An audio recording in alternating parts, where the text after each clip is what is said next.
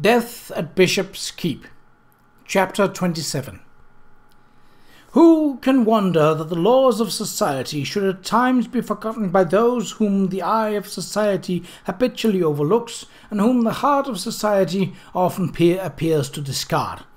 Dr. John Simon, City of London Medical Report, 1849. As Kate rode home in the chaise through the pearly twilight, she thought over the events of her afternoon visit to Marston Manor. She had enjoyed her tour of the manor, which she found truly impressive, with its Tudor half-timbering and its wide vistas of green lawns and colourful gardens. She had marvelled at the vast display of Eleanor's wedding finery on exhibit in one of the many second-floor bedrooms. Although the promised ghost had failed to materialize, Beryl Bartwell had garnered a fine stock of material for the next chapter in The Conspiracy of the Golden Scarab, in which she now planned to feature an English country house. And a motor car, for Tommy Milbank's machine, with its elegant, sleek finish and astounding capacity for self-propelled speed, had made a strong impression on Beryl, who was already imagining her heroine fitted out in dust coat and goggles, her hand firm on the tiller. The afternoon had proven quite pleasant, but thought-provoking as well. As the chaise turned on to the lane toward Bishop Keep, Kate's thoughts turned to another subject, Sir Charles Sheridan. She had been pleased to see him, more pleased than she was willing to admit to herself. Over their last several meetings she had begun to feel a marked interest in him, not only in his knowledge of investigative procedures and methods of analysis, but in the man himself, lumpy coat, camera, and all. She had even felt, or had it been her imagination, that he looked at her attentively, as if he were actually listening to what she said. But she couldn't help wondering whether she had been entirely wise to suggest that he call on Mrs. Farnsworth. Her recommendation had seemed to pique his interest, although she was sure that he thought her both whimsical and overbold, intruding once more into an investigation in which she had no part. It was, of course, the sight of the scarab ring on the finger of the dead man that had prompted her to speak. That and the peacock feather.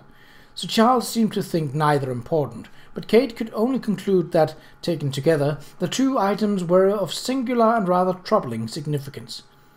There was, although Sir Charles did not know it, a third: Aunt Sabrina's interest in the murder.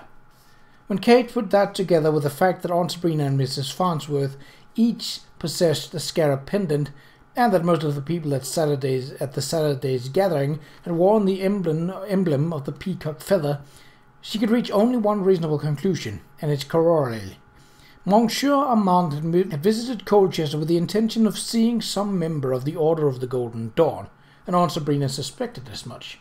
Further, Aunt Sabrina did not wish anyone to know of her suspicions. Kate could not suggest to Sir Charles that he speak to her aunt on the subject, but she could suggest that he consult with Mrs. Farnsworth, who must be acquainted with all the members of the temple which she had organized. But still, Kate felt troubled. She certainly had no wish to embarrass either Aunt Sabrina or the Order, and she liked Miss Farnsworth, who evidently dared to be as audacious in the way she behaved as in the way she dressed. If Sir Charles did indeed take her up on her suggestion, she hoped he would be discreet in his inquiry. She wished that she had thought to ask him not to mention her name. It was approaching nightfall when the cart arrived at the stable yard of Bishop's Keep. Kate alighted and went in through the kitchen entry. She was greeted as usual with the ripe fragrance of pickles, potatoes, apples, and coffee, for the entranceway led through a storeroom crowded with jars, crocks, bins, and barrels. To furnish its tables, Bishop's Keep relied on its own gardens and pastures, on the local vendors of meat, fish, and fowl. Stable items, flour, sugar, salt, tea, were purchased infrequently at Dedham or at Colchester. The brick-floored and stone-walled kitchen was chill and dusky, lighted only by the fire in the large fireplace, and a single oil lamp hanging over the work table. Cook, Mrs. Pratt, Kate called her, thinking it demeaning to name her by her function, stood over the table, kneading bread. She was a thick-set woman in a grey dress covered with a starched white apron. She had a dour mouth and piercing black eyes under heavy black brows that met in the centre, giving her a suspicious look. But she had warmed to Kate and usually greeted her with a twitch of her lips that passed for a smile. This evening, however, there was no smile. Mrs. Pratt's brows were knit together in a scowl, and her frilled cap was dangerously askew.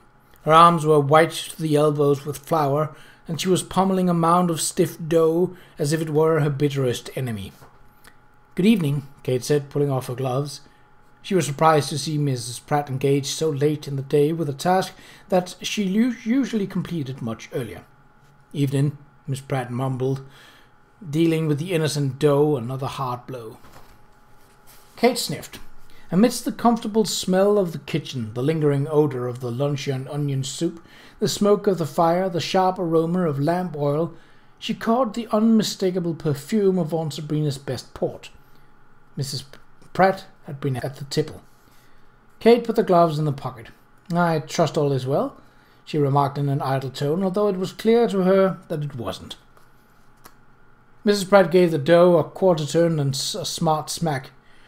"And how could anything be well in this house?" she said, slurring her words. "We, sweet Jenny dead, and that woman strutting round proud as herself in her temper."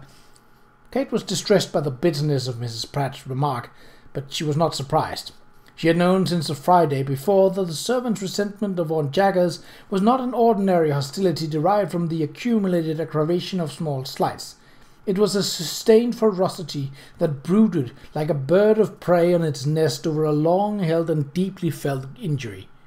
When Kate had overheard Mrs. Pratt's threat, she understood why. "Jaggers will be in bloody hell," Cook had said savagely. "That's where the Lord sends the murderers of poor babes and young girls." Maud had echoed her feelings with an almost equal violence. Kate looked at Mrs. Pratt's dark face, troubled. A storm was brewing. Was there anything she could do to help the household weather it? It was not that she gave two beans for Aunt Jaggers' feelings. If the woman had wronged Jenny Blyly, she deserved to suffer for it. But she wanted to shield Aunt Sabrina from the worst of the blow, if she could. And she had come to feel an honest affection for the people who devoted their honest labours to make Bishop's Keep comfortable. It would be a terrible pity if the storm shipwrecked their small security, such as it was. "I would be interested in hearing your concern, if you care to tell me," Kate said quietly. She sat down on a stool beside the fire. "Perhaps there's something I can do." "Do?" Miss Pratt asked bitterly. "Ain't nothing can be done." "But still," Kate said, and left the sentence hanging, hoping that Mrs. Pratt would tell her about Jenny Blyly. But that wasn't where Mrs. Pratt began. "'Tis Nettie," Miss Pratt said, finally stripping shreds of dough from her hands. "Nettie and the pincushion." She pulled 2 fingers of lard from a tin bucket and began to furiously grease a brown earthenware bowl as large as a small washtub. "Pincushion?" Kate asked, surprised. "The image of the Queen on it. It's gone missing." Miss Pratt thumped the heavy bowl on the table so hard that the crockery rattled on the sideboard. "Jaggers whipped her for stealing, she did." There was deep indignation in her voice and frustration. "Whipped?" Kate exclaimed. "Over a pincushion?" "Aye," Miss Pratt said darkly. "Whipped with a leather strop. Nettie missed the pincushion a while ago. We hoped it'd turn up, like under a carpet or the back of a drawer, the way lost things does. But Jaggers wanted it yesterday, and it couldn't be found nowheres. She accused Nettie of thieving and gave her till this afternoon to put it back." She gathered up the mass of glossy dough with both hands and dropped it into the bowl. When she couldn't, she whipped her and took her half days for a year. "Oh," Kate whispered miserably. Poor Nettie. The girl was little more than a child, thin, pale-faced, with narrow, hunched shoulders and lank hair. "Where is she now?" Miss Pratt turned the dough lard side up with a swift motion. "In the cellar, cleaning coal boxes. Jaggers gave her a candle and set her to work before tea." "How unkind!" Kate exclaimed. Being sent to the damp black cellar with only a candle would itself be a horrible punishment, let alone be sent in there to clean the coal boxes. Mrs. Pratt looked at Kate, her glance narrowed and bitter. "There's no dealing with that wretch," she said bleakly. Ain't no use appealing to Miss Ardley. But surely if my aunt knew... Mrs. Pratt's voice was fierce. And what did she do?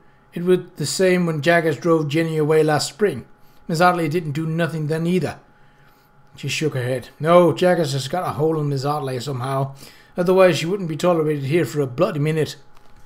Please, Miss Pratt, Kate said painfully, tell me about Jenny. She didn't want to hear the story because she had already guessed its outline, but it might help Mrs. Pratt to tell it. Without speaking, Mrs. Pratt covered the bowl with a damp towel and set it on the hearth. Putting the bread to rise at this late hour meant that she would have to get up for the baking well before dawn. It was a measure of just how far things had slipped out of kilter today. Kate knit her fingers together. It's too late to help Jenny, she said, painfully. But I can do nothing for the others unless I know the whole story. Miss Pratt dropped into the chair on the other side of the fire. Can't do nothing anyway, she muttered, wiping her hands on her apron.